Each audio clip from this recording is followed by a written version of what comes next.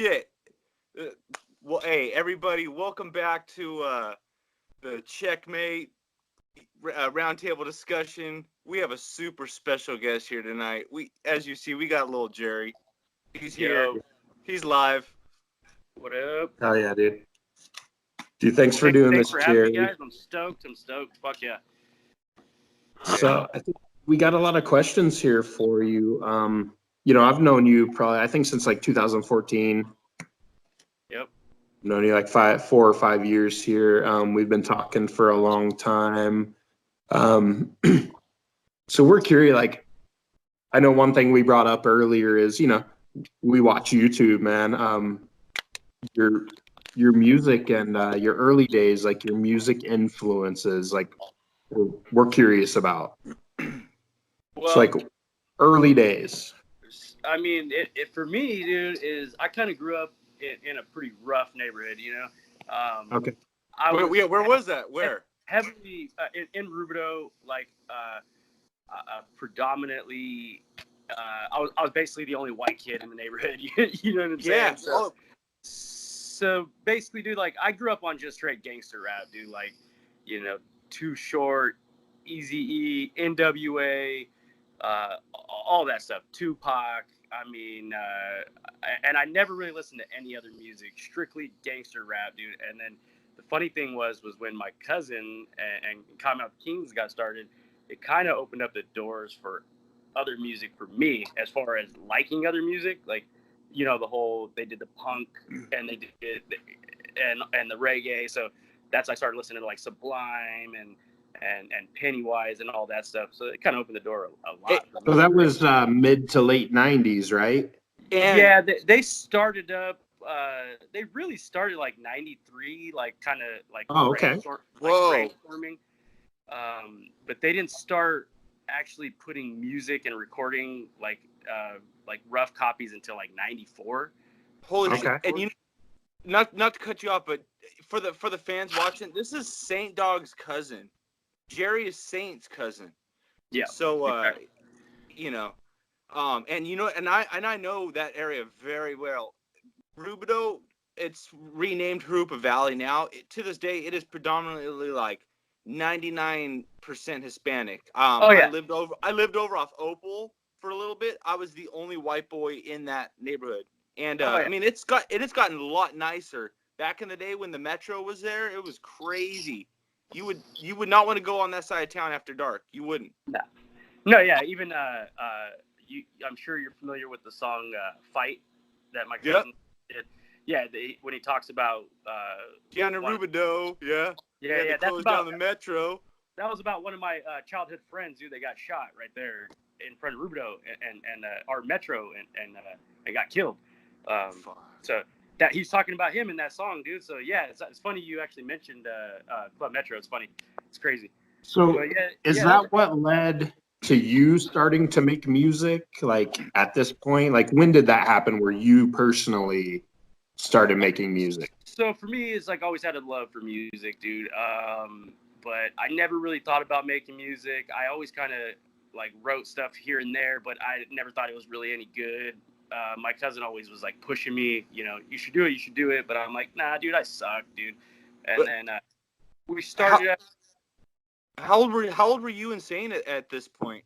I was young, dude. I was I can't even tell you. I mean, his dad pretty much raised me. So I was always really okay. Yeah, I was always around him since I was a little kid. His dad and my dad are how we're related. They're brothers. So that's so he's my cousin through my dad's side of the family, and so he had been doing music, dude, since he was like real young. But he was actually, it's funny, is because he actually started doing music through church. Like he was in like a Christian hip hop group. Really? Wow, that explains. Sorry, that just explains so much because even his name. I mean, oh yeah, this is history right here. Yeah, so that's how that all got started, and so he always had that, that music in him, and he always had like a good flow ever since he was like 15, 16. Dude, he's been an entertainer, like as long as I can even remember. He always put on he was just a fucking comedian, dude. He always made everybody laugh. at family events. He would Just swag. sit there and jam out on acoustic guitar, dude. Like when he was 16, 17 years old, it was fun, dude. We had a lot of fun growing up. And then I want to say, so he's like, I want to say he's like 6-7 years older than me, but we were still really close growing up. Yeah. But when I turned like 18, dude, is when he really started pushing me to do music. Okay. And then I didn't. So it's funny how Lady Killers started. Was we actually were not even a rap group. He was like, I'm gonna start this group up, Lady Killers, and he got a bunch of dudes that he thought were good looking dudes, and like none of us really rap, dude. And he's we're gonna call you guys Lady Killers, dude. And we were just a party crew, man. That's all we did. And then after like we had a pretty big buzz going, and he's like, we actually need to do something with this. Like, let's make music. So we started doing, that's how that all started. Dude. Wow, that's so sick. So speaking of the Lady Killers, Lark, right? He was a member of the Lady Killers. Who was that? Lark. Oh, yeah. Lark. Yep. Was he a childhood friend? Like how did it get put together? Tell us that, like how it all kind of came together. Okay, I didn't really know him all that well until kind of a little bit before Lady Killers, actually. So his dad had it's funny, dude. His dad had an old school Winnebago, and his dad was a very huge Cottonmouth King fan. He somehow linked up with my cousin Saint and all the Cottonmouth Kings, and he actually drove them around on tour. In his Bago before they like got a fucking tour bus and shit. Dope. So that's how we all kind of linked up. Was his pops was driving around like Cottonmouth Kings on like a little West Coast tour, and then so Lark had already been doing music with another group called Rhinestone, and my cousin's like, yo, you should get this guy involved, dude. He's dope. You should get him in the group. So. So we linked up, and then there was 4 of us. It was me, Lark, my homie Brody, and another homie Kyle. Freestyle Kyle. But they ended up kind of falling off a little bit, doing their own thing. As we started kind of taking it a little more serious, they had they just couldn't really commit like we were hoping they could. We were still friends and shit, but they just were doing their own thing. So me and him really pushed it like hard. We were doing a lot of shows. We were recording all the time, and as somebody who lives in Riverside and around here at that time, dude, yeah, Lady Killers had a buzz at all the little local joints, dude, for sure. Oh yeah, it was fun, dude. We would pack, I think what was that shit called right there in Riverside? We did like the Vibe. We did shows there seemed like every other week. Yep. Dude, packed that place and get packed the fuck out. Fights out in the parking lot. It was wild. Yeah, it was a lot of fun, dude. That was like, I look back at that shit and I'm like, that was like the best time of my life, dude. Seriously. Now, were you traveling with the Cottonmouth Kings? Like, was Saint at the time? Like, no. As far as our group went, no. But I hit the road with them a lot personally, just selling merch for them and shit like that. Okay. A lot of like West Coast tours, nothing too crazy. You know what I mean? Like Arizona, Texas, fucking Utah, Vegas, Oregon, shit like that. Nothing too crazy. But okay. Now, just while we're on like that old early period tip, what I'm just curious as a huge fan of you and Saint, and especially Saint, because there's not a lot of documented history of even where he even comes from, what he was up to. Like what kind of stuff did you especially what was Saint doing over in Rubidoux, like when he wasn't making music? Because I hear him talking about playing basketball and shit. Like what kind of hobbies was he up to? You say he was going to church. I'm just interested. What was he doing at that time? Like early '90s? Because you said things were kind of bubbling around 93. How did he even meet D-Loc and all them? If you guys are over here in Rubidoux? So actually, it's funny is that D-Loc and his parents are from, you all know where they're from, like Orange County and stuff. But Yorba Linda area. Yeah, exactly. And then D-Loc has a lot of family out by like where we grew up, Glen Avon, Rubidoux. Oh, okay. And that's actually so my cousin played basketball with D-Loc's. I think it's his cousin. I think it was George or something like that, or something. I forget his name, or Eric or something like that. I think they called him. Oh, Emac. Emac. I think they called him Emac or something like that. Yeah. There you go. So they played basketball together, dude, and that's how they kind of linked up because actually Loc played ball too, Richter played ball, and then it all kind of came together because I'm sure you remember like on the old school KMK albums, remember Sweet Dick Willie? Yep. Yeah, he would come to Incoos shows. He was there with his dude being his daughter. Yep. So Sweet Dick Willie was actually their coach. They had like a little league like that they played in, dude. They all played ball together.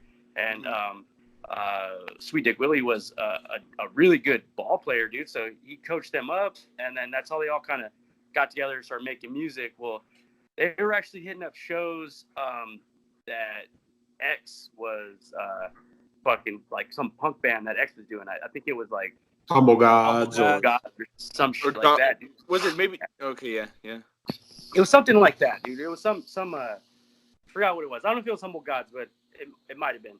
But one hit Doggy Style or something. Something like, yeah, it might have even been before Humble Gods, I think. So they were doing that, and then X like kind of heard them freestyling, joking around and shit, and he was like, yo, we should take this to the studio. That's kind of how it all got started. And they recorded a fucking tape, dude, with like, this is like a long time ago, old school tape. Is this the legendary 3-song demo? Actually, there was about, no shit, dude, probably about 14 songs. The front and back of this cassette was full of songs, and it had Richter on every song, Loc, Saint, and then X had little parts like kind of jumping in like a hype man. Really? Okay, so not to cut you off, but also like that's an important tip because you see D-Loc throwing out all this propaganda about him being the original founder of all this shit, and him, only wanting to associate certain names with the original founder, and here we are, we're learning, what's never really been told before. Yeah, it was like a group effort.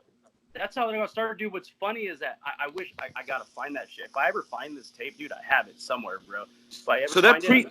That predates the 3-song demo that that's like the holy grail to KMK fans. Oh yeah, definitely, dude. Those are gold, man. Okay, so you remember on Hidden Stash? Remember that song Nightlife? Yeah, love it. Love that song. Okay, so that's not, dude. There's a whole fucking tape with songs like that. It's really fucking cool, dude. It's all funky and shit. Yeah, it's raw. Like, these dudes hadn't found their voices yet. They didn't really find their flows yet, dude. It was really fucking cool shit, man. They were underage at the time, bro. They were like 16. D-Loc was like 16, dude. Like 16, 17. My cousin was like 18. I think Richter was like 17. And X was like 35. Yeah. Daddy X like 60, dude. These fools hadn't even hit puberty yet, bro. It was funny. Daddy X is already scheming. How can I make some money off these little fucks? It was funny, dude. And Daddy X hadn't had he hadn't found his rap voice yet. He was still punk, dude. Like, and don't get me wrong, the songs were cool and they're rare, they're raw. But it's funny is that you hear Daddy X on these songs and it was like nails on chalkboard, dude. He's like fucking He's like yelling in the background, dude. It's like, what the fuck is this punk dude yelling in a rap song, dude? Like, he sounded so terrible. God, I want to hear it so bad. Holy dude, shit. It was fucking funny, bro. There's a song called fuck, dude. It was like a song about incest, dude. It was so fucking hilarious, dude. It was so hilarious, bro. And it's like a part of the song's like incest in the game. The whole family can play, dude. It's so fucking funny, dude. But you know that was this during the time that like X was like owning all the clubs and like all that shit, or yeah. That was when he was still doing all that shit. He was kind of like he was linked to all the clubs. So him and Lou Dog were still promoting and shit. They had their connections, dude, and that's kind of where it all got started. And then what's fucking crazy was so like I said, so Richter was on all these songs, dude, and they got this deal, and they were supposed to go redo all these songs that were on this demo, and then add some more songs with Richter on it, and then X being, still being like the kind of hype man type deal. Well, then that's when everything kind of Richter was kind of doing his thing. He got in some trouble with the law for selling weed or some shit. So he had to kind of step away to handle his shit, and that's when X took more of a bigger role. And they still used some of those songs on Royal Highness, and then they just made a whole bunch of other songs as well, like Spies, Suburban Life, Bump. Like those were all songs that were on that old school. And Jerry, I don't know like how your relationship is with Robbie from Too Rude. I'm a huge Too Rude fan. I mean, I got the fucking Too Rude fucking thing on my fucking arm right here. But dude, I don't know. Were you aware that Robbie gave Cottonmouth King's Dog's Life? Yeah, that was his song, dude. That was strictly his song. Yeah. So he basically he didn't want to, but they were like, look, dude, it's a hit. We have this big record deal. It's gonna be a hit song. And he was like, all right, fuck it, let's do it. And then they broke it down to where they could throw some raps in it. And I never knew that. Sorry, but I kind of feel like it was great promotion for Too Rude, but I feel like they didn't get enough promotion afterwards, because as a SoCal resident, I would see them every time I'd go see a Cottonmouth King show. But like Daniel here, he lives in Illinois. He never once got to see Too Rude live. That's right. They were a great band, dude. Like I think they should have been promoted better. And I mean, yeah, they should have been, because Dog's Life was such a huge song. Yeah, that it was but that song was known as Cottonmouth Kings. It wasn't known as Cottonmouth Kings featuring Too Rude. Now, if they would have promoted it that way, dude, imagine the hype they could have got. Like, yeah, a different version of the song does appear on the first Too Rude album, I believe. Yeah. Does it? Yeah. Yeah, that they were fucking dope, man. They were like, they could have been like a Sublime type thing, Mm-hmm. Yeah. No, they definitely had that. They definitely had that vibe. I liked it because their music's like, it's kind of weird, but it's like kind of really sexual. Like he has like a lot of sexual innuendo, and I heard that dude has like 10 kids. But there's no curse words in it, so like you can listen to it around like the kids and shit. And I don't know. It's just some cool, good music. Yeah, it's good music, man. It's like baby making music, but it's like also like fucking stoner baby making music. You know what I mean? He's a surf rat. Yep. But he's a cool dude. But yeah, back to But dude, that's crazy. Learning how big a part of like basketball was Steven's life, because I don't picture him playing basketball like that. I don't know. It's crazy. That's cool. That's really how they all met. Yeah, he was way into it, man. That was his thing in hix school and everything, dude. Like, well, he's tall. Yeah, he's like 6'4". Yeah. Oh, really? Yeah, he's like 6. I think he's like 6'3", dude. 6.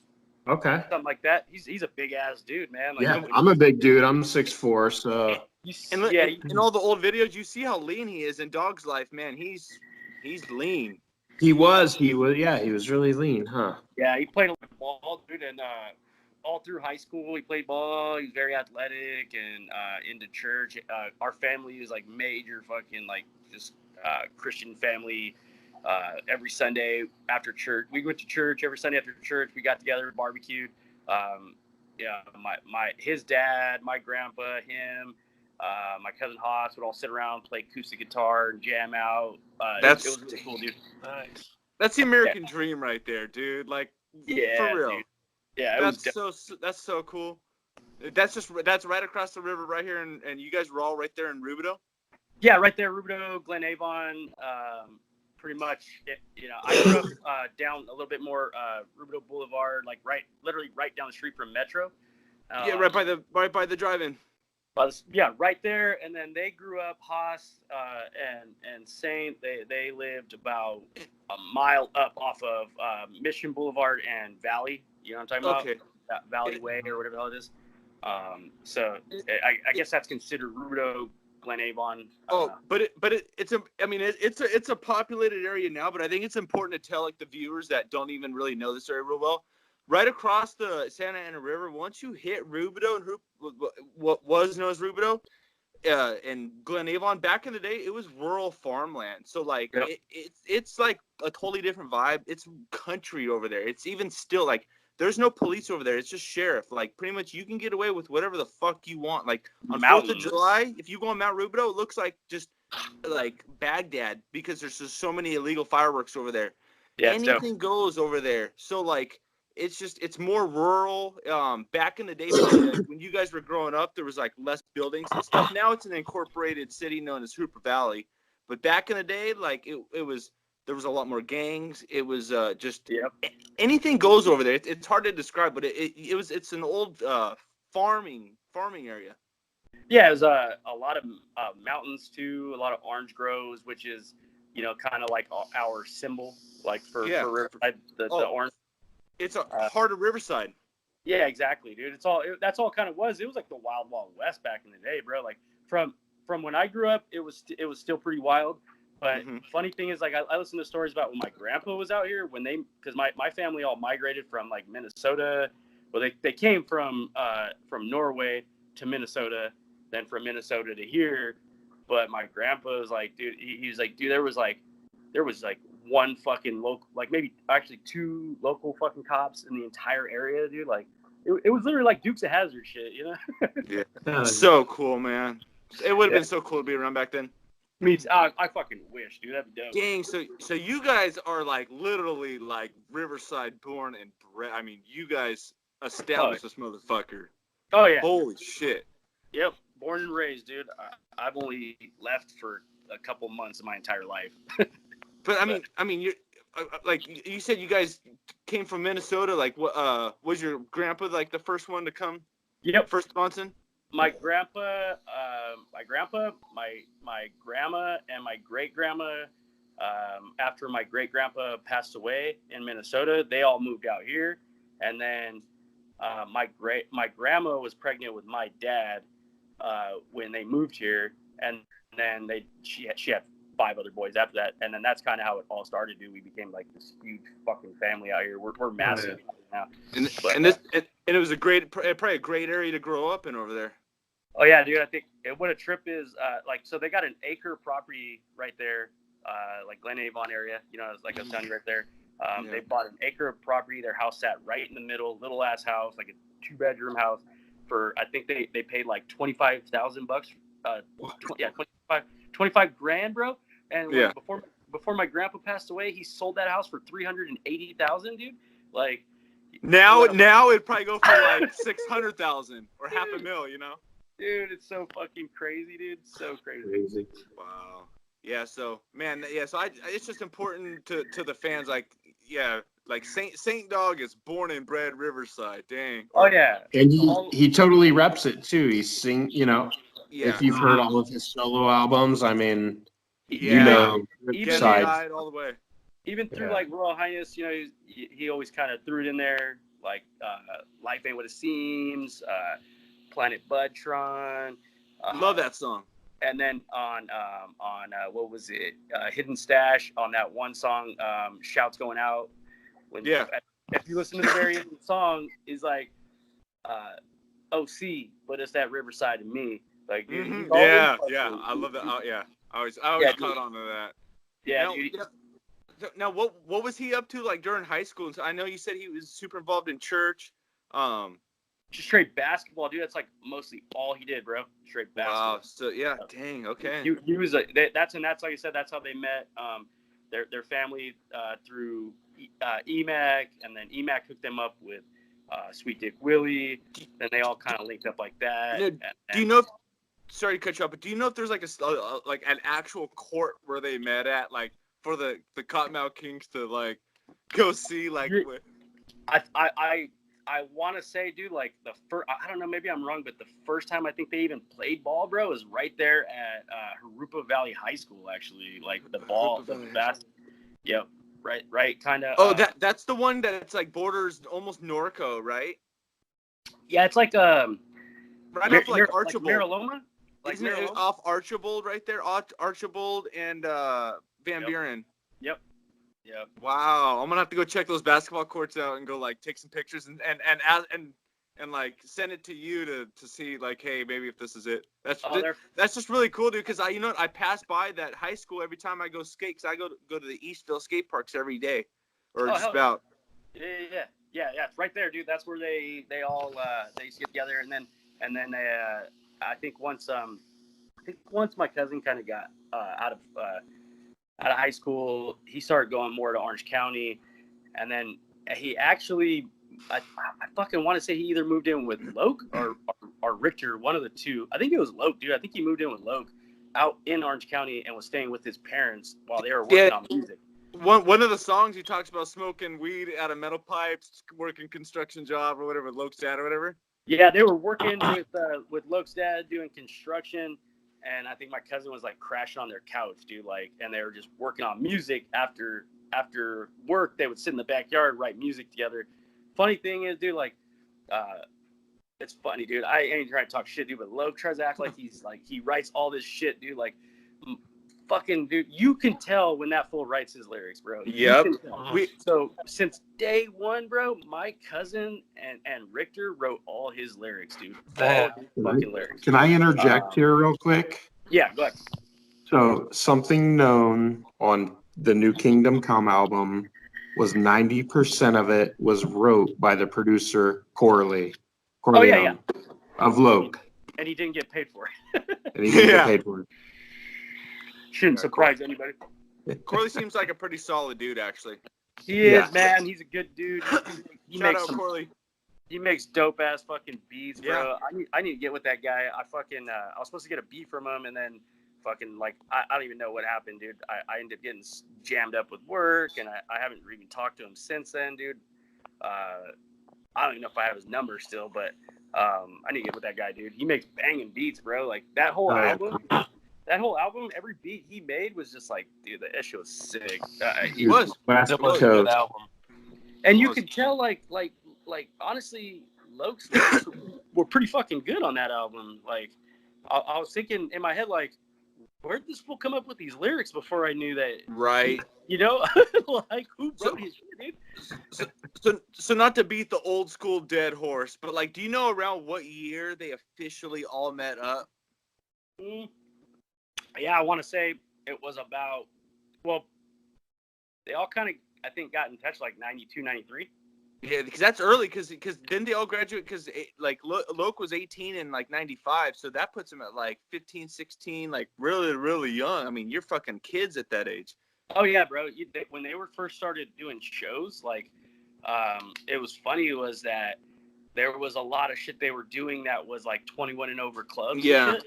And Loke was like they didn't want to let him in, and then when they did let him in, it was like, okay, this dude has to strictly stay backstage and then perform, and then when he's done backstage and leave back to the bus, dude. Like they actually got in some shit before because they did a remember Pimp Twist? Have you seen the Pimp Twist video? Yeah. So they were doing the Pimp Twist video, which was a 21 and over strip club. And he wasn't even supposed to be in there, and they somehow like dwindled it to where he could get in. It ended up being like this big ordeal, dude, where they got kicked out, and like it was just funny, dude. Like I don't even know if you watch that video, bro, there's like hardly any parts of him even in the club with any chick. There's chicks with other parts of other people, but there's no chicks in his parts if you look. Like, wow. You should go back and watch it. I'm almost positive, dude. Yeah. So I do remember some stuff like that. He was real young, dude. Like KMK history. I want to say he was like 2-3 years younger than my cousin. I think my cousin was like 21 when he was 18, something like that. Damn. So Steven and Tim writing all the lyrics from day one. Oh yeah. So they wrote all the shit, dude, for Royal Highness.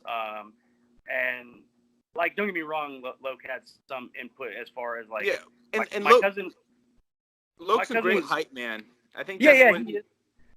He was good at like kind of sitting there and brainstorming with you and telling you like how he was feeling, what he wanted, what he liked, shit like that. So my cousin would take that and say, all right, so let's do this, this, and this. Or let's say my cousin was already writing some shit. He would just kind of write it as if he was writing, a full verse, but then he would take some of it and say, all right, this is yours. Like, you're going to do this shit. You know what I mean?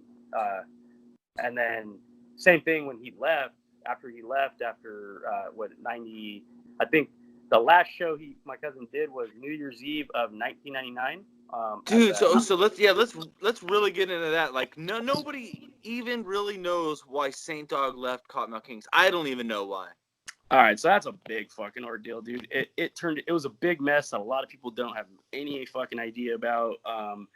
And I'm sure you heard the Ego Trippin' song, where my cousin talked shit on them. I don't think I have, actually. Oh, bro, it's a total diss on like Richter singing his parts at shows. Wow. It was a little feud going on for a while, man. Have you heard that song "Sleepers" from Cottonmouth? Yeah. Mm-hmm. Yeah. That was kind of a little bit of a response back at him after Ego Trippin'. That was on Rolling Stone. Rolling Stone. What album was Ego Trippin' on? That was first US Circle A, right? That was the underground like USA album when Hosh just got out of prison. Okay. So fucking that had When the Sun Goes Down and all that, right? the liquor store. That song was like my favorite song, dude. Liquor Store. There you go. So they so obviously, like I said, my cousin wrote a lot of the shit. He was wild, dude. He was young. He was fucking partying. He was drinking a lot. He was doing a lot of drugs. They all were. They all were. They were rock stars, bro. They were fucking touring the fucking world, dude. Like, it was a trip because we always stayed in touch still. And it's funny is back then he didn't even have a cell phone. He had a pager. I'd like fucking page him and shit while he's on the road. Yeah. And he would hit me up from payphones and shit, dude. Like from fucking Tokyo, like crazy shit, dude. He was they were just wild motherfuckers, but he was too wild. Like he was a crazy. He was the real deal. Yeah, like, dude, if you would have caught a show back then, dude, it was a trip. Like, so Suburban Life, they always started with Suburban Life, right? And I'm sure if you fucking find some footage back then, song hits, beat drops, bro. My cousin was literally the first. He would come running full speed, stage dive into the crowd, and do fucking half of Suburban Life in the crowd, dude, like in the pit. Fucking like most of Suburban Life in the pit, and he was just wild, dude. D-Loc actually back then, it's funny. Is a funny story. D-Loc back then had no stage presence, dude. He kind of always stood back. And no, sorry, just real fast. Now it seems like D-Loc tries to be the center of fucking everything. I think he kind of picked up on that fact that he has to, because that's okay. Like people want that, they need that. Like if you're not in touch with your fans, dude, like at a show, it's a boring ass show. Okay, but back to Steven just fucking ripping it on stage. And that's kind of what it is. Well, Loc didn't have that, dude. He kind of just stood back. He was not real into the fans. He was he was standoffish. He didn't really mingle with the fans a lot. He had a chick, and he was all whipped on his chick back then. And so he wasn't, he wasn't really partying. And so they were already kind of fed up with my cousin, all his shit, dude, partying, drinking, fucking showing drunk to every fucking event. This is like 98-ish? 98, 99, dude. They're like 99. They're starting to fucking wear thin on his antics, dude. And he's like, look, bro, like I write all of our fucking songs. You're not gonna tell me how to fucking act. This is what we sing about. This is what we. What's that one song? I'm saying, dog, I'm the leader of the crew. Yeah. He's like, fucking. This is what we rap about. This is what we are, dude. I'm not gonna change like who I am. That's basically you're asking me to be fake.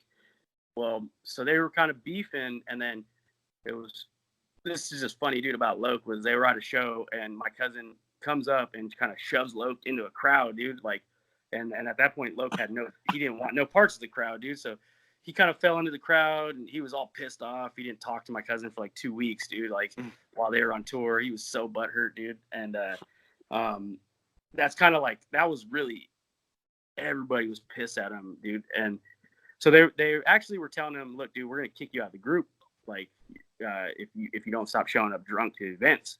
Mm-hmm. Well, this is like kind of the straw that broke the camel's back. Was, you remember SX10? Sendog and shit had a group called SX10, and then Cottonmouth Kings had a song on there called Tequila. Well, Yep. my cousin rolled up to the studio to record with them, drunk as fuck, dude, with a bottle of tequila. Right after they just got done telling him no more fucking drinking, dude, at business events. And he was fucking wasted. You could hear it in his voice on that song. He was slurring his words, and that was it, bro. That was really just that was it. They were fed up. They started the whole process of shoving him out of the group. And then he was like, fuck you guys. Like, I'm out. I'll leave on my own. So they had a record deal with Capitol, so it was 2 full-length records, and Royal Highness was the first one, and Yep. so they had to go through a bunch of shit with lawyers, and basically he had to at least write one song for, what was that second, High Society? Yeah. Or be on one song for that as part of honoring his contract. So if you What look, song? if you look on High Society, I think it's like Let's Face Facts, Chips Get Stacked or something like that. He actually, if you look on the book, he wrote the chorus for that song. And wow, that's like my favorite. Wow. And that was it, dude. That was it. That was him. He was gone. And then he started his thing with Haas. Haas got out of prison, and it was kind of fucking it. On that album, he with Haas, he did that song "Ego Trippin'," talking shit about Cottonmouth Kings, talking shit about Richter singing his parts at shows. Yeah. It was pretty dope, dude. And then Cottonmouth Kings did the Sleeper song, like kind of come back at him a little bit. And then back in right before Ghetto Guide, they all squashed their beef, and he came back to Sub Noise, and then the rest. Yeah, there were Sub Noise soldiers and all that. Yep.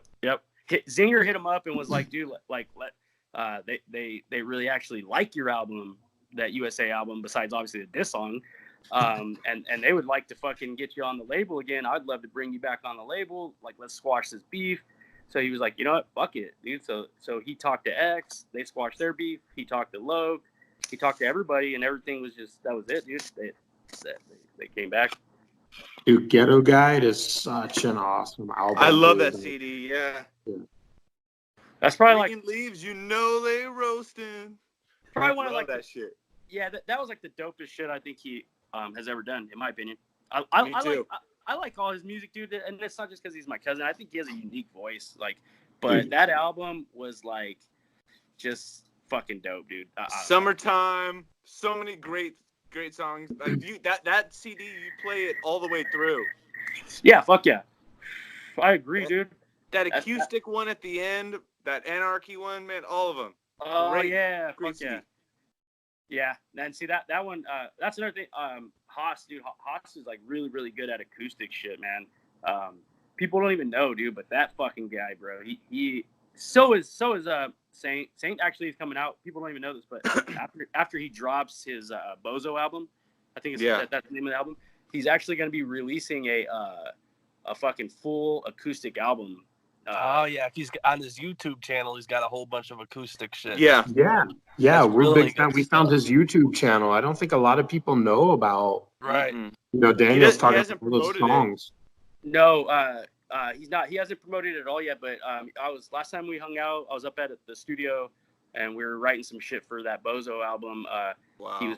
He was playing me all these songs, dude, and some of them are older that I've already heard, but some of them are newer, man, and they're fucking really cool. They're like raw, just acoustic, like true acoustic, like as if you're listening to acoustic live shit, pretty fucking rad. Why doesn't it sound? You guys need to team up with Judge D. Yeah, him and Judge D have always been really good friends too. I'm sure they will. Dude. You guys need to get on that musical tip with him, because isn't he up in like Apple Valley or somewhere up there? And I think he is now. I know he was living in Elsinore for a while. Damn. I want to say he's living out that way now, but he was. It seems like your family, like all you guys are like naturally well-rounded, talented at like everything you guys get into, and are like really supportive of one another. Like that's something really cool. Yeah, dude, I think so, dude. And we all kind of it's unique because like we all help each other too. Like. I've I've written shit like that has been on my cousin's albums, even on like the DAF album. I forget the name of the songs. It's like I think it's called like Friends or something like that, or I forget what it's called. But I wrote his verse on that. We've all and I wrote some shit on the Unconformable Social Amputees album. Yeah. The second album, when he came back to Subnoise, the one with like Pussy Poppin' on it. I wrote some shit on there. Damn. Yeah, we've all kind of helped each other, and Haas has written a shit ton of stuff, dude. Like that Saints used. Saints written shit that Haas has used. Like we all kind of just fucking work together, dude. It's pretty dope. I'm pumped on that acoustic shit, man. When you guys hear it, you guys are gonna dig it. There's some so, shit. I want to bring something up too. Jerry, you have an album. I know I bought it. I don't know if it's still downloadable, but the Life album. Oh yeah. That's that was a little bit of mixture of like some solo stuff and some Lady Killer stuff, like with Lark. And then when he left the group, another dude, Mike Nasty, kind of came in for a little bit. Okay. There's some songs with him. Actually, I have a couple of like songs with my cousin Haas that never got released. I think one of them did, but there's like 3 songs me and him did together that haven't got released yet. But yeah, that was a cool little mixture of songs. But we're working on a whole new album right now.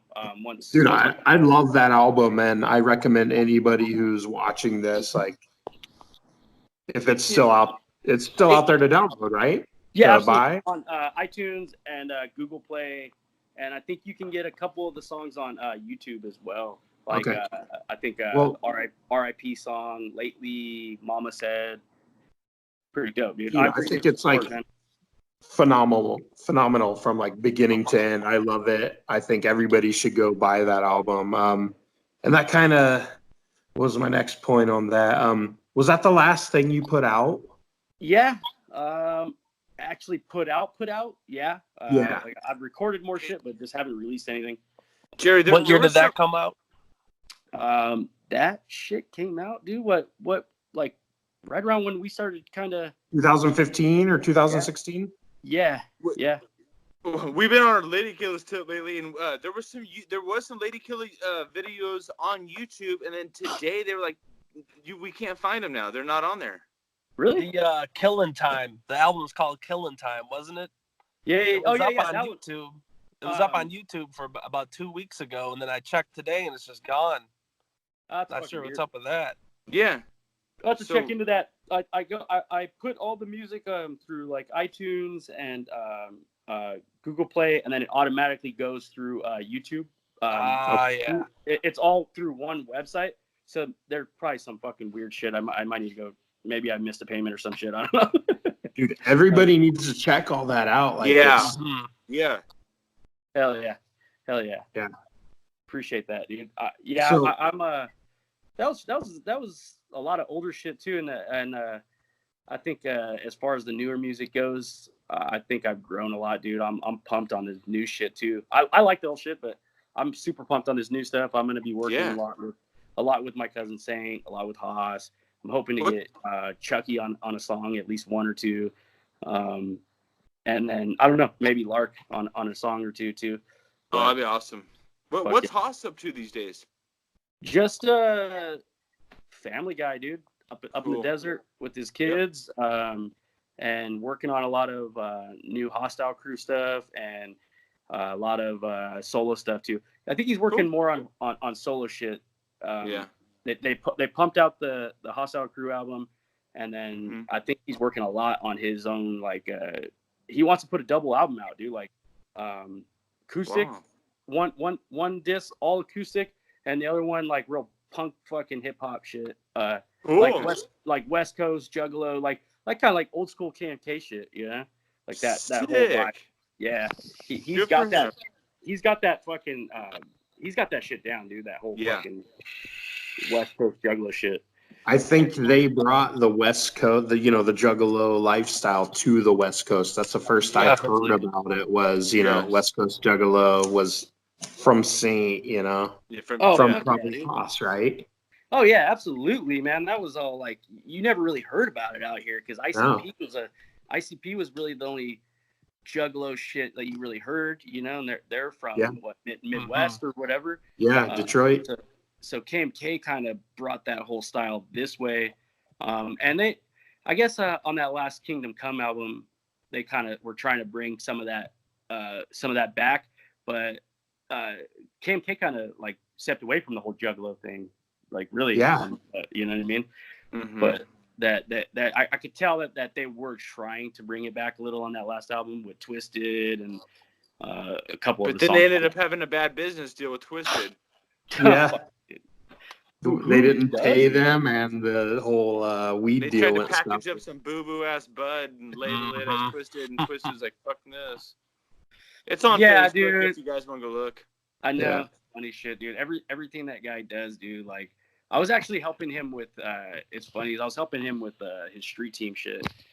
And I could see all the, you know, he's having me post all this shit and tell all the fans all this shit promoting Kingdom Come. And I could see, dude, like all the fucking lies that he was telling, bro. Like, tell them this, we're going to give them these fucking songs with this shit. We're going to fucking fly them out to hear all this shit, dude. And I'm telling people all this shit, bro. And I'm like, hey, this shit don't seem right, dude. So my cousin, Saint actually hit me up about it. He's like, yo, Loke hasn't talked to you in like 2 weeks, dude. Like, what's up? I'm like, bro, I want no part in his lies, dude. Like, so I dropped the whole street team shit. I'm like, I don't want no part in it, dude. I was like, he could have the fucking login, everything, dude. I don't want to be lying to people, bro. And that was, he just lies to everybody, dude. His fans, you know, his people he works with. Like, I don't know how you get away with that shit. Not these days, not in the social media days. Nah, bro. No fucking way. Surprised that guy got the fuck up. All right, so this is a point where we can edit anything out too. So do we want to talk about any dealings with Kingdom Come and Saint? I don't want to start any, like, we're all super big Saint fans, and we want to just spread positivity with Saint. We know he's, you know, not in a good place right now, and he's working on things, and his Bozo album, like, we're all like stoked on, but Bozo pre-orders went up today on the SRH site. Yeah, fuck yeah. I just don't think people know. Like, people are still so blind as to what happened with Kingdom Come, and they still like want to give Loke props when they don't know the truth about like what he did with the other bandmates, like Saint, Richter, Corley, Pakalika too. I mean, it keeps going back. If you go back to it all, really, when it all started, when the greed really fucking started, man, was, you know, dude, it's such a trip, right? So I think Pakalika was the first one to kind of get the boot, right? Like, they were getting greedy, dude, with their money from shows, and they didn't want to pay that dude anything. He was barely making anything, anyways, bro. He's made, you know, like $100-$200 a show. Which is not much, bro. Like, so he wanted more. They didn't want to give him more. They wanted him to take less, and that's kind of like where that went, dude. So he kind of separated ways, and it was more so Loke and X, dude. Like, they were just greedy fucks, dude. Like, and that's I you know, it's a tribute. I got a lot of love for X, dude. Like, people don't have any idea. The drugs and everything else that plays into it all really kind of fucking, and then his wife just being a money hungry fucking bitch and sucking all his money up. Really? Yeah, dude. Like, they lived that lifestyle. You know what I'm saying? Like, and they couldn't. It got to the point where him having a pill habit, her having a spending habit, like, really kind of changed him because he got greedy, dude. He needed more money. This is all so important to bring to light because he does an interview on Facebook and he mentions that he's in rehab, but he never really he doesn't say what it's for. So he's always on pills, dude. And do you know what specific ones? No, just pain pills and shit like that, like opiates and shit. You know what I mean? And from the punk days, probably. Yeah, I think. Oh, crazy shit, bro, is for doing that shit as long as he did, he never went hardcore like oxys or heroin, which was pretty fucking strange, which is actually pretty dope, you know? Yeah. That he never got that far into it, but he was into that shit, man. His wife had a big spinning habit, and he fucking, that took a toll, dude. Like, and then he wasn't what really started kicking shit off was he was owing money to the IRS. He wasn't paying taxes, right? And they were coming after him pretty hard. And that's when he really started getting all crazy greedy, dude. Like, and that's how the whole, this was after Pakalica was kicked out. And then like 2012, 2013. Yeah. Yep. And then Taxman, I think the same thing with Taxman, right? They kind of fucking gave him the boot or some shit. Was it Taxman or Lou or some fucking shit like that? It would be surprised though to fuck over Lou Dog, because X and Lou go back so far as being like promoters, and they work together like forever and ever. Yeah, he was kind of just fucking over. He just wasn't in his right mind, dude. He was fucking over everybody, bro. He was just, I don't think he was really thinking clearly, and that's how the whole like thing with Zinger came up, where he was just I think it had more to do with him being desperate for money and trying to making it seem like Zinger fucking was ripping the band off and other artists off because he was just hoping to get fucking money, dude. Like, he was desperate, and they probably had IRS guys knocking at his door. Yeah, exactly, dude. So that kind of was like the downfall of all that shit. Really, that's what started all that shit. And then I don't know when Kingdom Come, right? You know, the band kind of broke up without really saying anything. Everybody was doing their own thing. Well, my cousin was working on some solo shit. Loke was working on some solo shit, and then they got in contact through Facebook. So my cousin hit up Loke and was like, "Hey, I got a song, dude. I want to get you on it." And Loke was like, "Yeah, fuck yeah." So he drove out to Apple Valley. They banged out this song for Bozo album, and then Loke started hitting him up like, "Hey, let's do more songs together." So they did another song for Bozo album. I think there's 2 or 3 for Bozo album. And then and Loke was like, "Hey, let's fucking we should fucking bring back the group, dude. Like, you know, original members." And at that point, he hadn't. I don't think really he was. I think he was working a little bit with Richter, but you know, I don't think Richter was too into bringing the KMK thing back yet. So yeah. So that's when you hear him in that interview talking about special guests and all that shit and this and that on that Fago Lovers interview. Yeah, Fago Lovers. So originally the plan was Richter was going to be on 2 songs, and then he ended up being on like half the fucking album, and Richter still wasn't going to be back in the group, dude, like at all. But then the whole thing with my cousin kind of getting weeded out, and then Richter kind of got phased back in. And then they kind of just gave my cousin the boot, dude. Like, you're not even in the group at all. You know, he didn't pay fucking my cousin at all for that album. He didn't even give him a copy of the album, bro. I had to give him a copy of it. Like, we heard that from many people. Like 4 or 5 people told us that. Yeah. Yeah, I bought the album on the website, and I hit my cousin up. At this point, I didn't know none of that yet. I had no idea. So I hit him up. I'm like, "Dude, that album's sick as fuck, man." Like, fucking, and I thought he was gonna perform with them at the Brick by Brick. Yeah.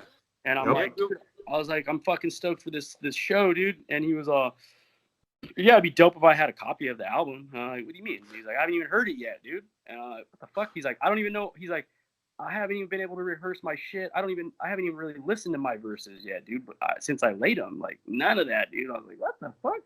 So I fucking sent him a copy of that shit, and he was like, "Thanks, man." And then I think the dude who runs Kingmaker actually mailed him a physical copy. As well. I have a funny story about that. Will, who ran Kingmaker with Loke, said he did meet up with Saint. It was at a cannabis festival there in Riverside.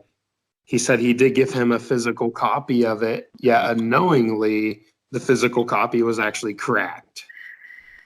So he couldn't even actually listen to it because it was cracked. Yeah, dude, that's fucking shitty. Yeah, I feel bad for the whole situation, dude. And then I'm like, so we were at the studio working on a song for Bozo, and he was shooting a little bit of footage for because I think he's gonna have like a little video attached to the CD.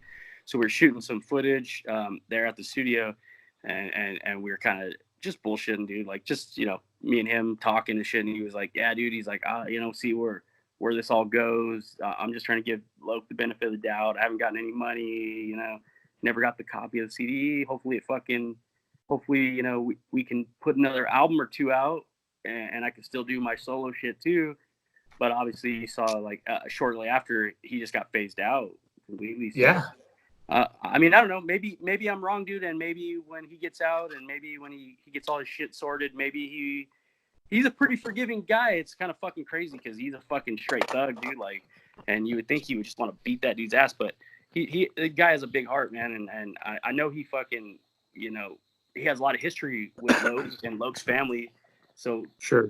I'm sure maybe he might give him another chance. Maybe they will make more fucking music together. Maybe I'm wrong, dude, but it seems just as like just the legacy. I mean, man, Saint, D-Loc, Richter, like that would sell. That I think places would sell out. I mean, I just saw some live footage from the last Cottonmouth King concert, and there was about 3 rows deep of about 15 people. Look, about 45 people at that show. Oh wow! You know, it's like Saint's name draws crowds. You know, like, bro. He's that rock star. He is. And people, that's why people were so pumped on that album was, oh, fucking Saint Dog's back. Exactly. That's why I bought it. That was the album. And I think that was, and I don't know, dude, like maybe that was Loke's fucking intention all along. That's what it felt like to me, was build that hype up, have fucking, in my mind, this is what I was kind of thinking. The guy's shady as fuck, dude. He already was working on the King Space shit with Richter. And he probably told Richter, like, hey, I'm going to bring Saint in this shit. Let's get the hype back up, dude. Old school KMK. We'll get you on some songs, and then we'll fucking phase him out, and it'll be just me and you, dude. Like, that's kind of how I thought about it. And then King Spade never even came about. They never even did nothing with it. Well, that's kind of like this Cottonmouth King shit is King Spade. It's fucking weird, dude. Exactly. Exactly. It's But with DJ Product instead of DJ Bobby V, because clearly DJ Bobby V wants nothing to do with these motherfuckers. He's all over the gram on SRH's comments, telling it how it is, how people are asking him, like, hey, you know, are you going to come back? He's making it clear, fuck no, he wants nothing to do with D-Loc. And even Product on Instagram tags them as the Cottonmouth King Spade Boys. Yeah. They're DJ. I don't get it, dude. I don't really get it, but I don't know, man. I mean, I get it, dude. Like, they're just trying to make fucking a quick buck off of the fans. Like, one last fucking hurrah, dude. And that's kind of how I get it. Like, fucking one last effort, dude. They're getting older, bro. They ain't getting no younger. You know, I don't know how long they're gonna be doing this shit. That's kind of my thing. Is they're probably just thinking, let's fucking make this money and fucking dip. You know. I think D-Loc's so delusional that he thinks that if he just builds up the legacy a little bit more and just brands it, that he's going to be able to just sell merchandise for the next 20 years. Yeah. You know, be confident, but. And I think that's the thing is, I think that dude was going fucking broke, bro. Like, I think that's why he doesn't pay anybody, because he fucking was going broke, and he wanted to get Cottonmouth back and sell actual shit, because his solo shit wasn't selling shit. And I think he's getting some of that money. And he's like, fuck, I don't want to give this shit away. I don't want to go broke again. Like, random observation, like a couple summers ago, he had like this like BMW 325i, a white one, for a week. And then he had like a 300C for like 2 weeks. And then like now he's got that nothing wrong with the used truck, but he's got that, you know, the used like 2500 or whatever he's got now. But he's had that. He must be making payments on that or whatever the fuck. But it's just like, I mean, hey, dude, California's tough as fuck. It's really difficult to make a living here. I mean, he's got a nice house. Oh, so, fuck it. And he owns that, you know. So you're right, dude. It's fucking hard to live out here, bro. People don't even realize that shit. And that's right. And that's, I think a lot of it is he knows, dude. Like, money comes and goes, man. Fucking, and when you're spending like you're a baller, dude. He's fake flossing. Yeah. Yeah, exactly. So, and I think that has a lot to do with why he doesn't pay people, dude. I think he doesn't. He knows once that money's gone, dude. When's the next time he's gonna get more? He's already burning motherfuckers left and right. People don't want to work with him. Yeah, fucking kind of shitty, dude. That guy's a fucking crook, man. Yeah. It blows my mind that it blows my mind that they even brought him back in Subnoise with how much hatred there is from all the other. Does Kevin, if you ever see this, do you not look at this guy as a liability? I mean, what the fuck, dude? That makes no sense. A lot of the artists that are even on that own label don't like him, dude. Like, yeah, look at Chuck. Chucky looks at it as competition now. He made a post about it. I mean, yeah. Richter's cool as fuck. I support everybody on Suburban Noise, Kevin Zinger included. I was, I kept my, I always, I stayed by shit except D-Loc. Like, D-Loc, I don't even know if he could make amends anymore because he just owes everybody not only money but apology. He's wasting people's time. Chuck, he said he faked opportunity for him. It's just like, yeah, he kept selling him that hype of like, and I don't know the full story, but you kind of see, right? Like, I mean, they're buddies, dude. Loc kind of brought like Chucky into the music scene. Was always talking about him in the King Spade shit, and then started talking about him in some of the Cottonmouth shit. And I feel like he sold him on that, like, I'm gonna blow you the fuck up. You're gonna be just as big as me. And maybe even at first, I don't know, maybe even told him, hey, maybe I'll get you in Cottonmouth Kings. I don't fucking know. For all I fucking know, dude, with that fucking clown. You know what? Check this. Chucky messaged me one time and said that he turned being in Cottonmouth Kings down. Yeah, see, and I guarantee you that's true. Because they were trying to get a bunch of people into the group before they brought Dirtball in, dude. Before they brought Dirtball in, they actually, here's what some other shit, like, people don't know. My cousin, remember Still Smoking? Still Smoking, when my cousin did that song. Well, after that song, dude, that song was such a good hit. Like, they recorded about fucking 8-9 songs to get Cottonmouth Kings and my cousin. And they had told him he's back in the group. Like, he's gonna be on the next album, dude. That was right before the Mile High album. And like, yeah, you're gonna be part of the group, this and that, you're back in. And then all of a sudden, dude, he fucking hears the news that Dirtball's in the group, and they never even told him anything. Like, it goes back to my freestyle. The signing of Dirtball started the downfall. The Greek took over, and then he lost it all. Yep, dude, for real, man. And I like Dirtball as a solo artist. That was dope as fuck. No, it's fuck. Hey, fuck you, Dirtball. You blocked me on Instagram over some bullshit, bro. All I did was what the fuck did I do? I posted your first fucking album. I got your first fucking album when you were up in Oregon, bro. I was a huge fan. I got a t-shirt of your shit. I was the OG Dirtball fan, and this dude blocked me just because I posted some merch of him. That's fucked up. So I'm no longer a Dirtball fan, but I loved the guy before. I liked his music, dude, as a solo artist. Me too. Him as a Cottonmouth King, dude, that shit did not fucking match, dude. The NorCal and SoCal vibe is just too different. His fast delivery, like, it was like Cottonmouth Kings are kind of more slow, deliberate with their delivery. That fucking, like, you know what I'm talking about? That slang, dude. Like, and he's just like, and that shit's dope. That shit's dope. But he's a sick lyricist, just different style. And my observation there is that after Dirtball, Loc tried to go to that style. I don't know if anyone else has that feeling. He danced around with it. Yep.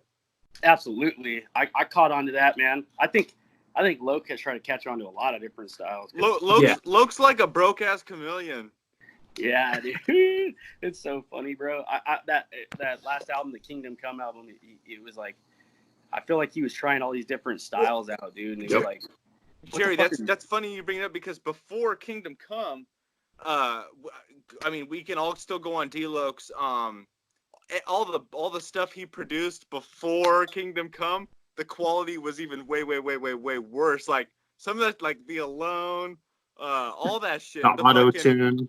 No, what's the one where he's riding around with his cousin in the ski mask? That's the Zinger diss. Turn down for what remix? Yeah.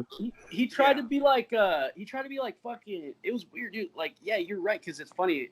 If you listen to all his old shit, it's like anybody that was like real big on the radio, he tried to sound like them, dude. Like remember that song? Like, this is why the title of the video was "White Boy Remixes Lil Jon" or something like that. Or white stoned rapper remixes Lil Jon. That's what D-Loc titled his own video as. Yeah, stoned white. Trying to cut off their fucking fans, dude. Like he's that's how he was though. I remember having a conversation with that dude long fucking time ago, probably about 2006, I want to say. And we were all kind of sitting in the Bago, dude, outside of a show in San Diego. And he goes, dude, you know, he's all fucking stoned out of his mind, dude. We're all fucking drunk. And he's like, what do you think, man? Like, where we're at right now, like, you know, popularity-wise and all this. I said, well, you guys are fucking like the kings of underground. You know what I mean? Like, they don't really get much bigger than you guys besides fucking Tech 9, really. And, still selling shows out. Yeah, dude. And I was there packing places, and he goes, man, I just thought we'd be bigger, dude. Like, and I'm like, what do you mean? Like, and he's like, I just thought we'd be bigger. I thought we'd be on every hip hop station, every fucking rock station, I'm like, well, that's not really you guys, bro. Like, and that's what he wanted. That was his vision of it, dude. He thought he was gonna be this huge rap artist, bro, and that was really what not. the fuck? That's totally delusional, dude. And that right there is a lot of projection and gives us a lot of insight into his daily operations on how he burns people and how he even is delusional about the things that he does now. It's just like, you watch his videos. They were so they were very successful. Yeah. Oh, fuck yeah, dude. Royal Highness, that shit went fucking platinum or some shit, right? Like gold or platinum, which is a pretty big deal, dude. Like to go fucking platinum for an underground artist, man. That's huge. And they were brand new.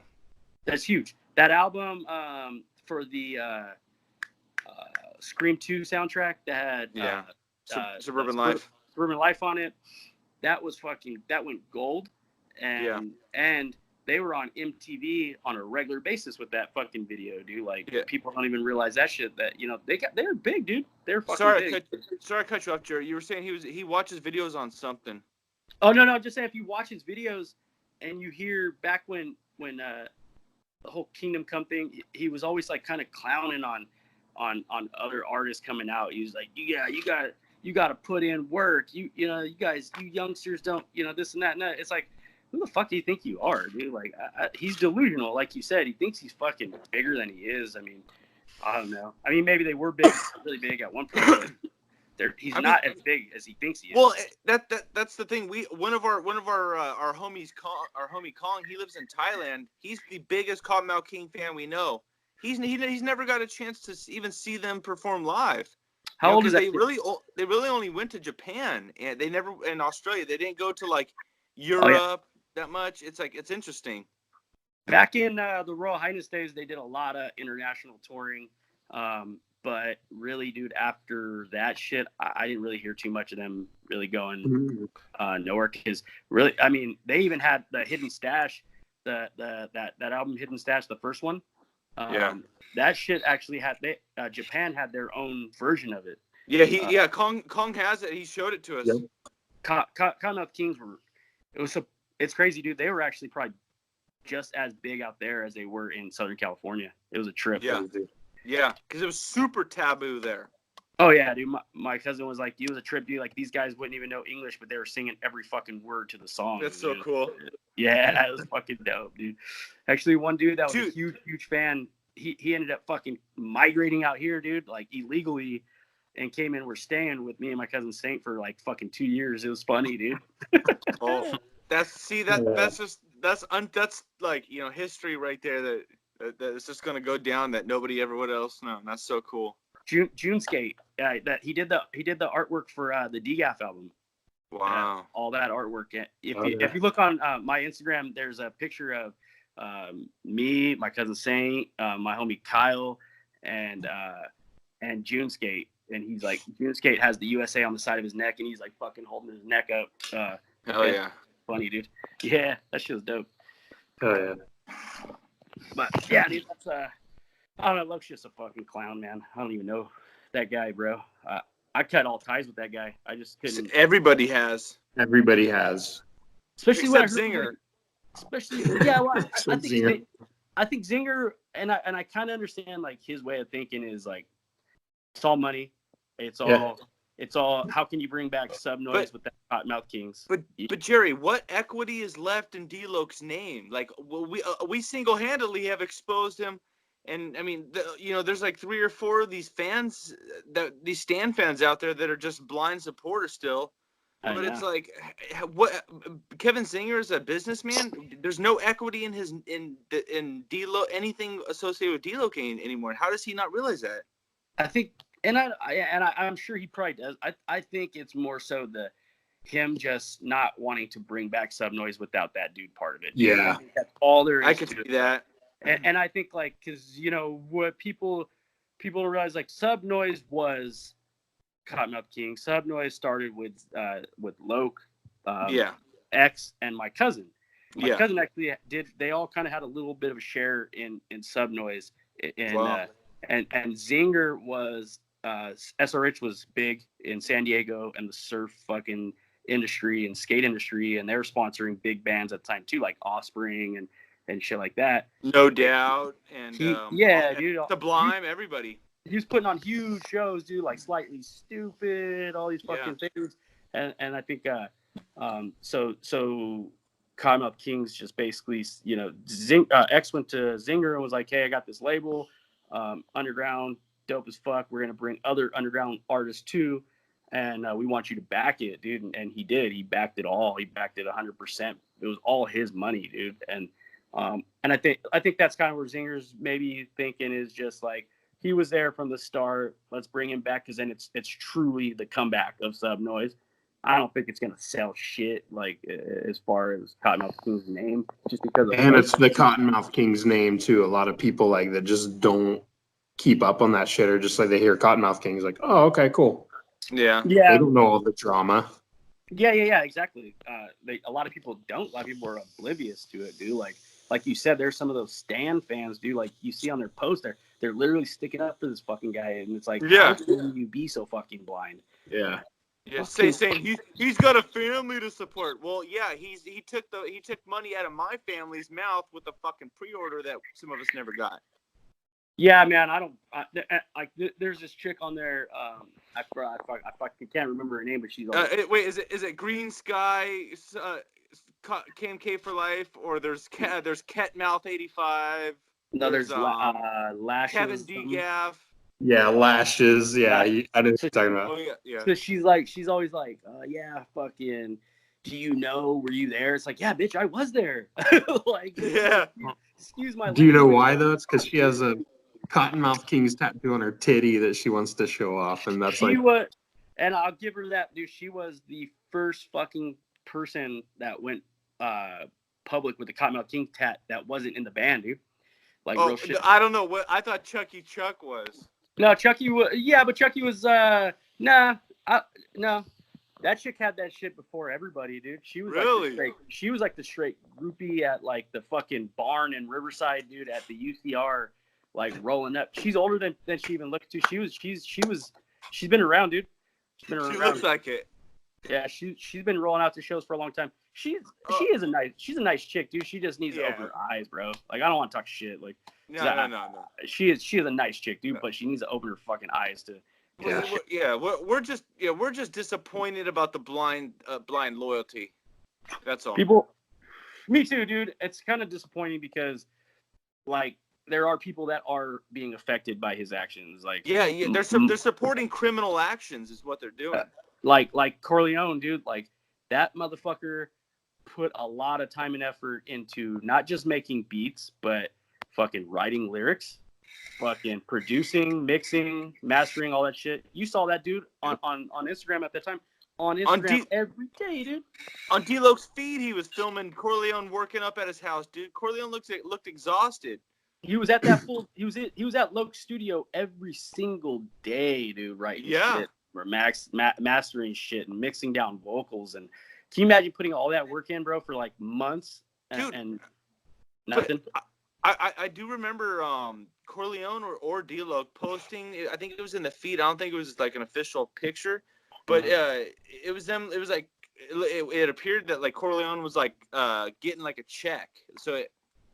And they were making it like seem like we're breaking bread, like it's all legit or something.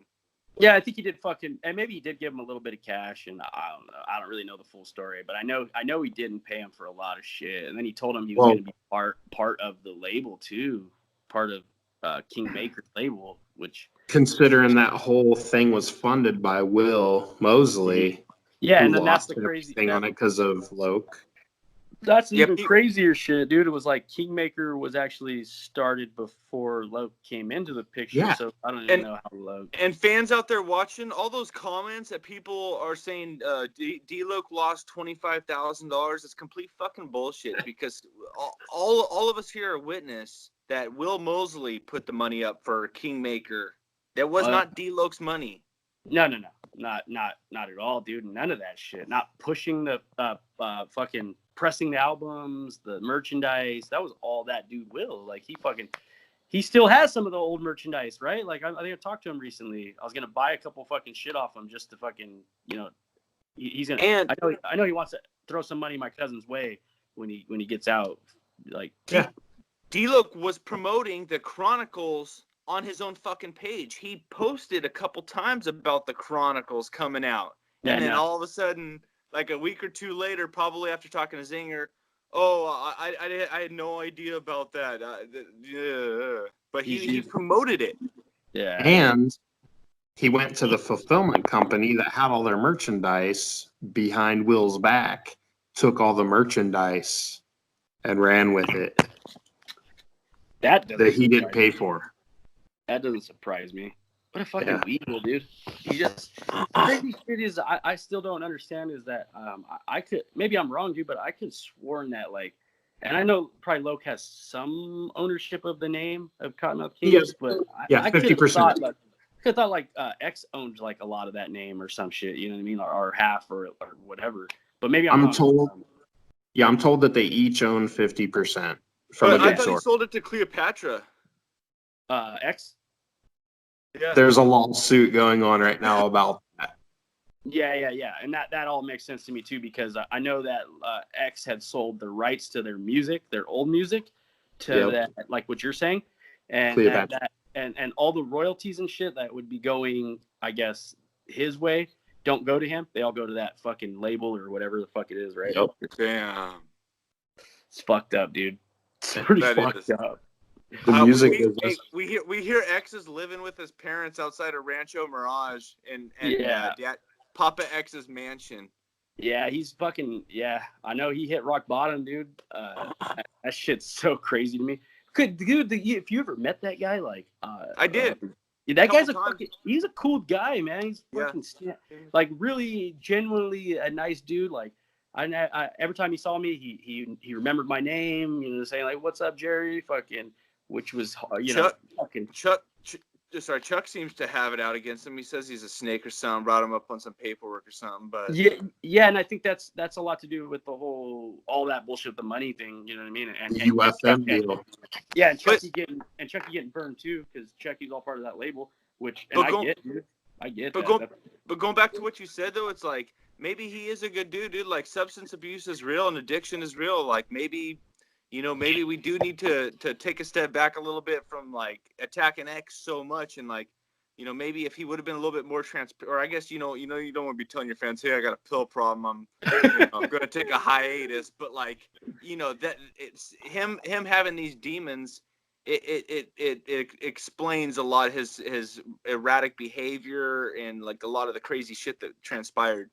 Yeah. And it all fucking goes from there, bro. Like, having a chick that is, acting like they're millionaires and spending like they're millionaires, and then him having a pill problem, and I'm sure he was spending a shit ton of money on that, and then not paying taxes, dude, and all that boiled up, and going broke. That shit, and having an addiction problem, and that shit will make you do some fucked up shit.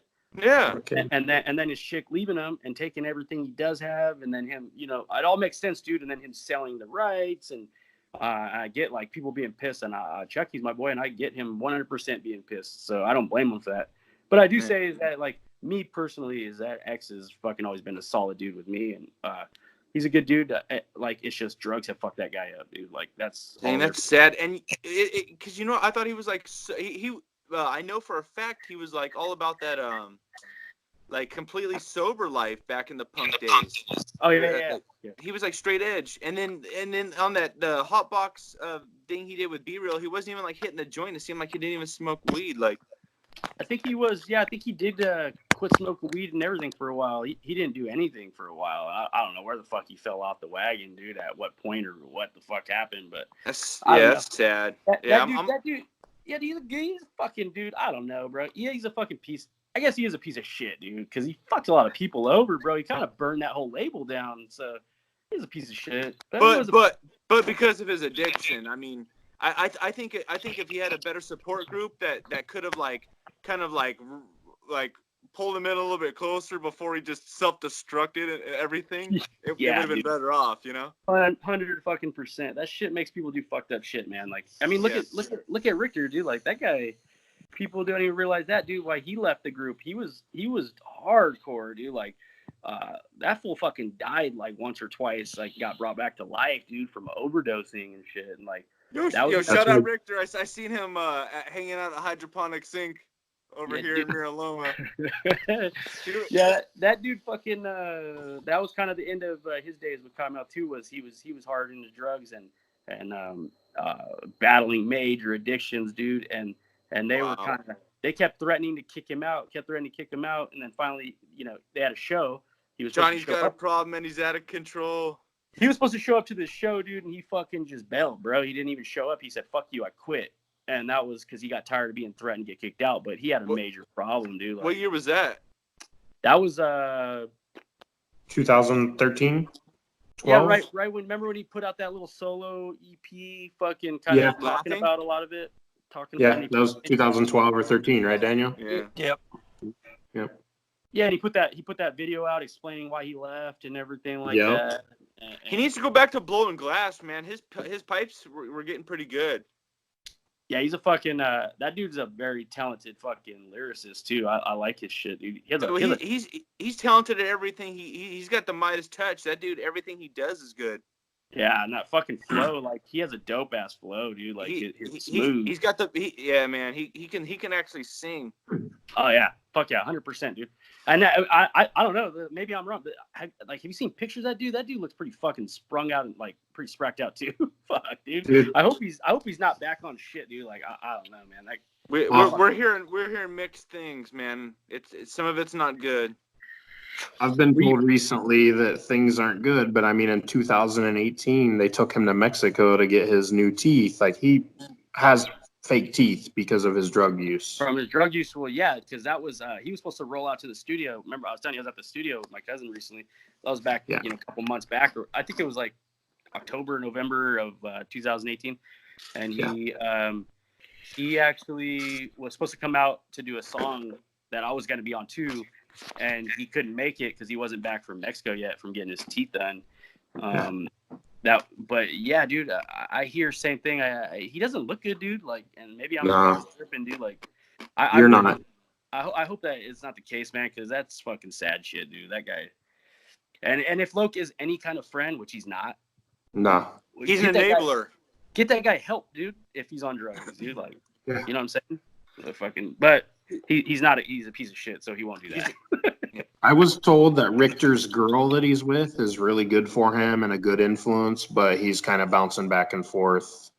Yeah. She seems like a solid chick, dude. She seems like she got a good head on her shoulders. She comes from fucking good family, good money. She does modeling and all that shit. She looks like a pretty fucking sober chick for the most part, dude. Like, she don't look like she's doing she doesn't look it up. No, I'm told she's a really good influence on him and keeps him kind of in check, but that he's going back and forth, and it's sad.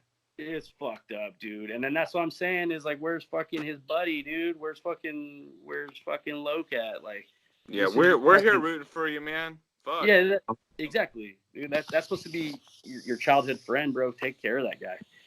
I can also tell you that in the current Cottonmouth Kings, that, the cut that was given, Loke made his girl, his manager, to basically cut Richter's, cut even further down. So, like, Richter doesn't make very much for what they do. The shows, nothing, Loke wants it all. Oh, yeah. And what tickets are they selling if they're pulling an audience of 75, Yeah. That's kind of shocking to me because, like, dude, like, they should be fucking packing fucking places, but. Dude, we saw that one show at that bar where there was literally, like, probably 12 actual fans, And they were all relatives of the fucking $20 profit flunkies. Yeah. That's wild, dude. I mean, it just kind of goes to show you, though, you fucking burn people, you get a bad name out there. People were kind of just getting over it, dude. Like, if he would have stuck to the plan and everything would have worked out with, I think, my cousin and Richter, I think it would have been a lot better. Dude, huge. Because when's the last time anybody's even seen them perform? Like, fucking been a long time, dude. I was gonna roll out to that brick by brick show, but I saw the writing on the wall, and I was like, Saint's not gonna be there. I'm not rolling out. And sure enough, yeah, I'll tell you this: if they would have, especially if they would have gotten with like Zinger, if the lineup was Saint, Richter, and D-Loc, they would have been at least playing like those beach concert series that like was Slightly Stupid and all that like that they got going. They would have at least been on the act for like little festivals and shit like that at least, and they would have at least been able to go tour, because in the 20 years when would you ever been able to see the original lineup? Me as a Cottonmouth King fan since 2001, I've never seen a Saint Dog performance with Cottonmouth Kings. I saw him performing in cahoots doing solo stuff, but never as Cottonmouth King. So it's like people would like come out of the woodworks, and like the new fans too. It would have been a great look. So D-Loc shit in his own bed. He did, definitely. There was a couple shows that he did, like where he opened up for Cottonmouth, like as a solo artist, and he jumped on and did like Bump or Life Ain't What It Seems, and the crowd went fucking nuts, dude. Like I think there's probably footage somewhere of that shit on YouTube. I'm sure you could probably find it. But the crowd went nuts, and I think that would be the same reaction, dude, if they got him in that mix like that. That people would really react to it differently than what they are now. It's just King's Day, dude. People have seen that shit a million times. Like the fans see it dwindling. They see Bobby B coming in there shitting on it. They see my member dropping by week. Yeah. Be curious to see what happens if X ever fucking comes out and just fucking. I know, dude. I honestly would support X coming back. I think that'd be cool. I kind of would too. I would too. I would like to see I would kind of just curious to see where it would all go, dude. Like, what would he do? Would he try to force him way back in the group? You know what I mean? Like, hey, bro, I fucking own like. I want to see all of them, dude. I want to see Taxman back up in there talking into the megaphone that's not even turned on. Yeah. I want to see. I want a Lou Dog on the drums. I want to see everybody, bro. I want to see everybody on stage again. I'll pay money for that. I think the only person who wouldn't be down is Bobby B, because he seems to have a real true hatred. I know, dude. He's and that's such, and you know what? Bobby B is so talented and such is a key. I mean, he's the keystone pretty much to that fucking group, because the way he is with sound and fuck, dude. The live mixes and everything, dude. Like he got it. You killed it, dude. I love the scratch. What's that song? God, man, I can't think of it right now, but there's some particular song. I just love the scratching that he did it on. Yeah, he killed it, dude. He was that whole show, bro. Like if you were to ever go back to 99, when my cousin was still in the group, 2000 and the early 2000s, when Pakalika, everybody was still in the group and all that shit. Even when my cousin left, their shows were so much fun, dude. Their shows. Yeah. My first show was at the Galaxy Theater in what's it called?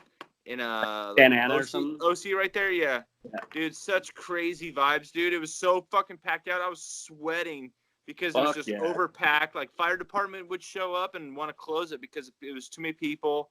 It was like hot box as fuck. I went to the Gotham shows. I was fortunate to go to those Gotham shows.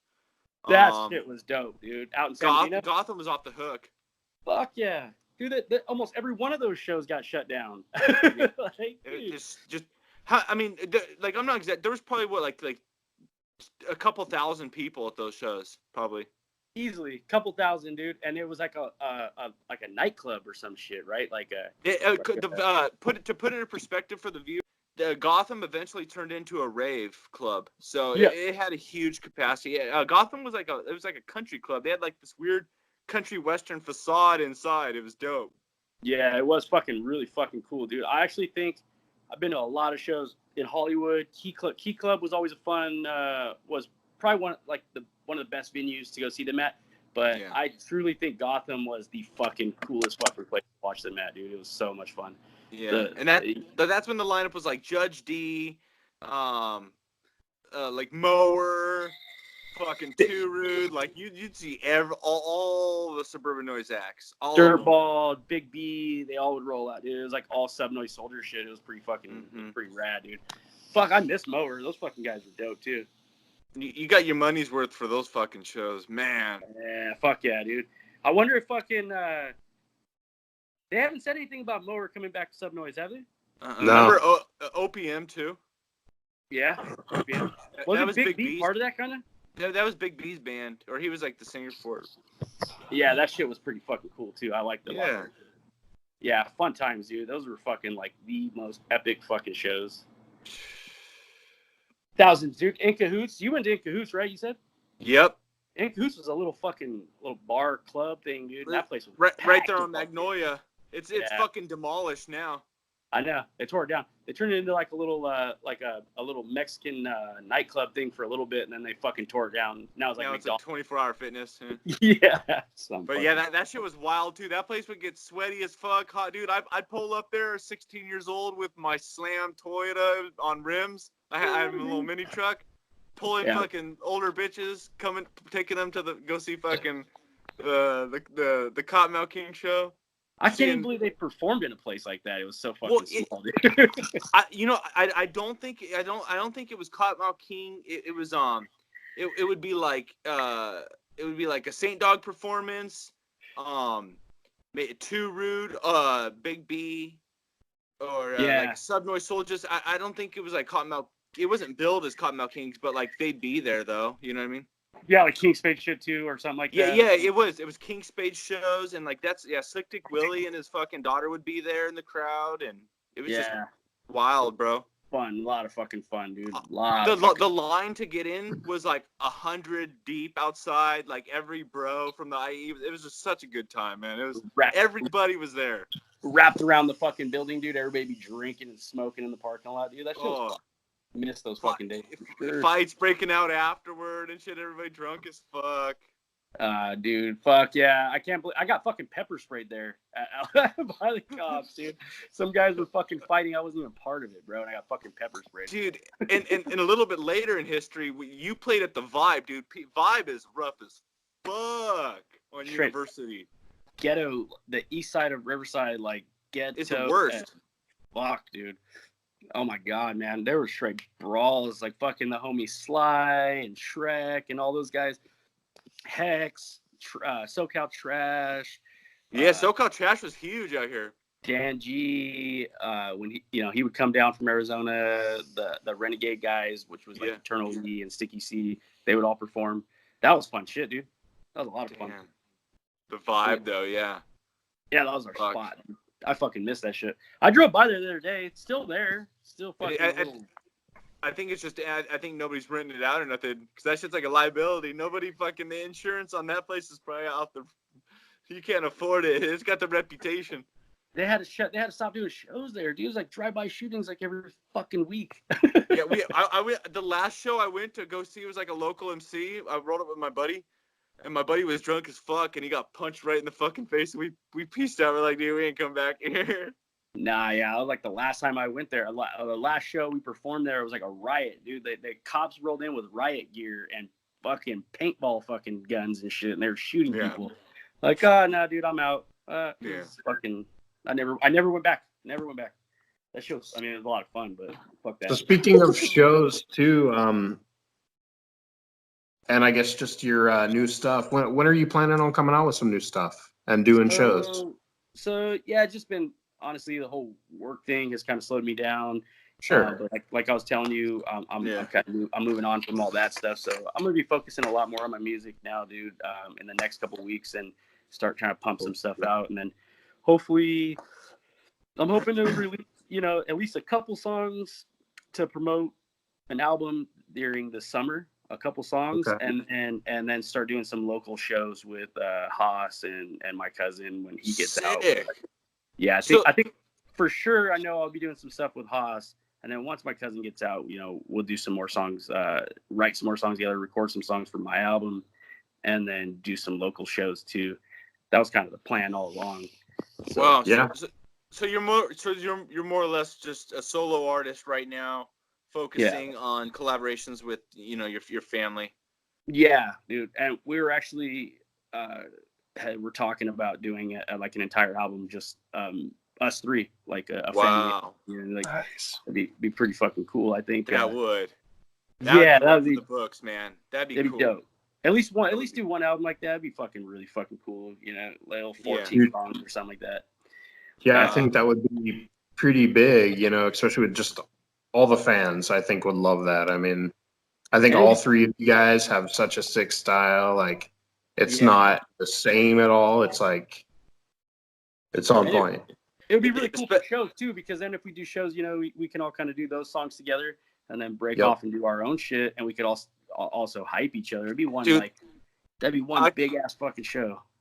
Imagine the local Riverside turnout for some of those shows. Yeah.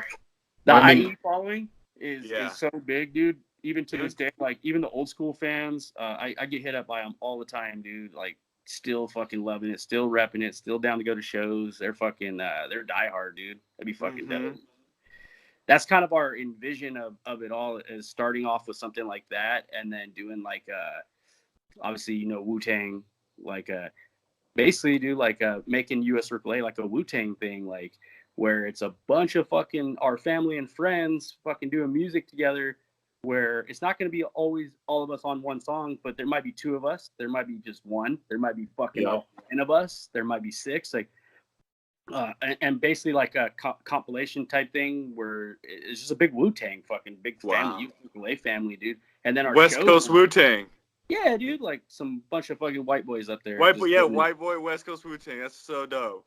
Yeah, and then like the shows will be like to where it's like never a fucking like a stopping point, dude. It just flows. You know what I mean? Like a one big fucking dope show, dude. Where right now I'm thinking has something like this ever even existed? I've like this is not that I know of. Not me neither. The closest thing, like I said, would have to be Wu-Tang. You know what I mean? Like or Cottonmouth Kings. You know what I mean? Because that's kind of like where our whole envision, and that's like more Haas has kind of always envisioned that as being US Circle A, dude. Not just a label, but like a super group, And we've also talked about before that, like, it was really interesting that like Lady Killers and SoCal Trash and a couple of the other guys were like really the only I mean, I don't want to call you an offshoot, but like an extension of Cottonmouth Kings. Like there wasn't really like too many other people that tried to like there wasn't anybody outside of the camp that tried to imitate what you guys were doing and like ever became successful. And like you guys were like the only ones doing what you did. You being an extension of the Cottonmouth Kings pretty much by, relation to Saint. And like it was just really interesting that like you guys really paved your own way and nobody really tried to imitate or even like could even fill your shoes because nobody's came since. Yeah, I agree, dude. I was actually kind of shocked because they were so big and so well known, and you would think there would have been something like that. I mean, the whole DGAT thing was a whole nother different thing. You know what I mean? Yeah. They had their own style, but they're really. And that's why I didn't want to compare you so much to him, because Lady Killers was completely different than Cottonmouth just different. Kings. Like, different, yeah, dude. Exactly. It was different styles. Fuck yeah, dude. I actually we got to open up. We did the group Lady Killers, and we got to open up for DGAF for their CD release party. See, I could see that mixing well like that. It was really fucking cool. It was out in like Chucky's neighborhood, out in like Redondo Beach area. It was fucking really, really fucking fun, dude. Cool. I think actually there's that video we riding on him.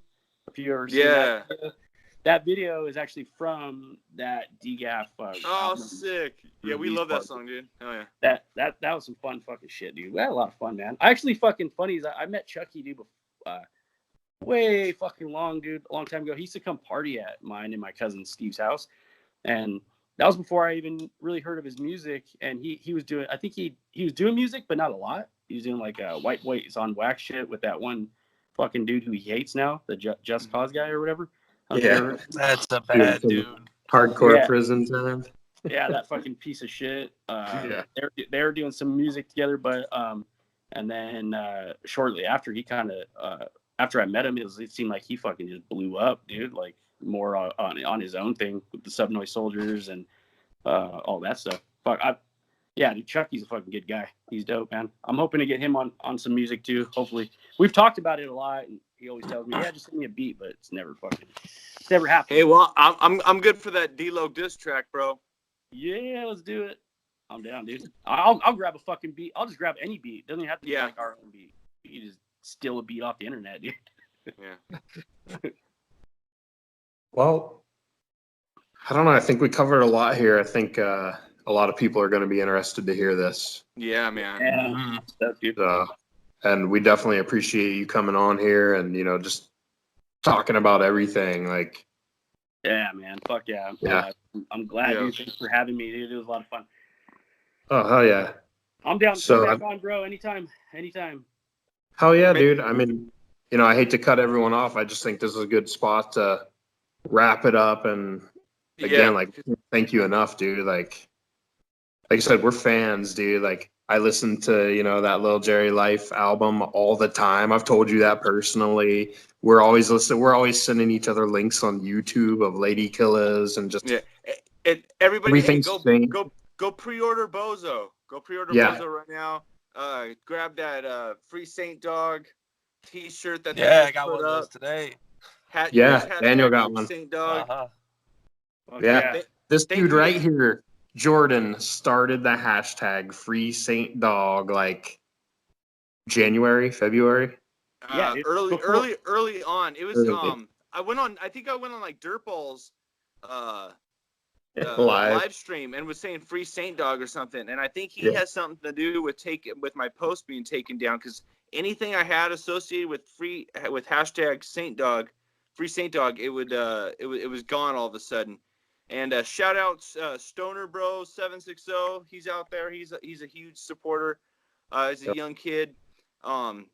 He knows I was bringing that up. But yeah, it's Free Saint Dog. Shout out to big thank you to King Faker for giving us this platform to come on here. This has been the Checkmate Roundtable Discussions brought to you by Red Bull. Don't forget. Fuck yeah. And once again, thanks to Lil Jerry for coming on here, man. This has been really cool. Yeah, dude. I think everyone's going to love this, dude. Yeah, dude. Thanks for having me, guys. I'm pumped, and I'm looking forward to the next time. Hopefully, we'll have a little more info on new music and shit like that. You know what I mean? Yeah. Anytime, dude. We're behind whatever you do, whatever Saint does. So just anything run through us, we'll promote. I mean, we're on it, dude. Yep. Updates to come. Hell yeah. Here you guys. Fuck yeah. Oh, yeah. Right on. Thank you, everybody. Cool. See you guys later. All right, later. Peace. Peace.